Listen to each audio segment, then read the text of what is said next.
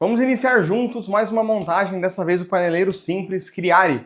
Vou abrir a embalagem, separar as peças e já retorno com vocês. Lembrando que qualquer informação adicional que precisarmos, podemos recorrer ao manual que está dentro da embalagem. Vamos iniciar a montagem e no passo número 1 vou pegar a peça número 1, que é a base do nosso armário, os pés e os parafusos B e fazer a fixação dos 4 pés aqui na base do armário.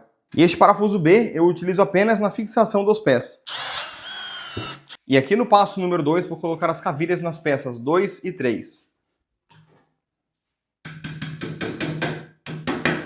E em seguida, eu fixo a lateral na base utilizando o parafuso A.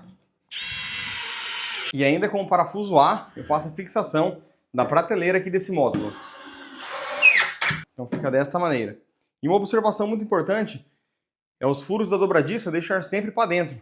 Tem dos dois lados. Então coloca sempre para o lado de dentro do móvel, nunca para o lado de fora. E para finalizar o passo 1, vou pegar aqui a cantoneira e fazer a fixação na peça número 5, utilizando aqui o parafuso E.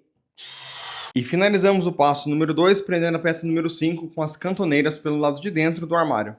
Para iniciar o passo número 3, com o parafuso I, vou fazer a fixação das peças número 6, 7 e 8, que são as duas laterais e a base da parte de cima do nosso armário.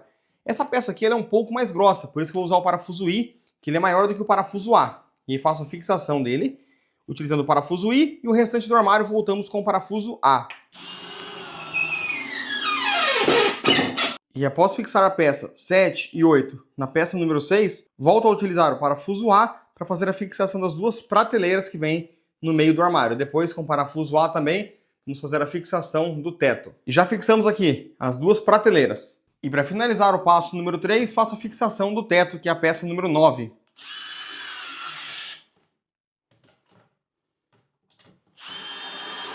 Diferente das outras peças, ela passa um pouquinho para fora nas laterais, fazendo assim o teto.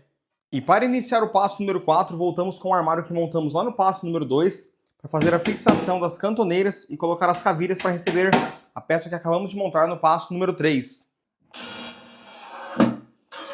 Já fixei aqui as 8 cantoneiras, utilizando o parafuso E, e agora eu vou pegar aquela peça que acabamos de montar e encaixar as cavilhas nessa peça número 6 e fixar de baixo para cima, utilizando também o parafuso E.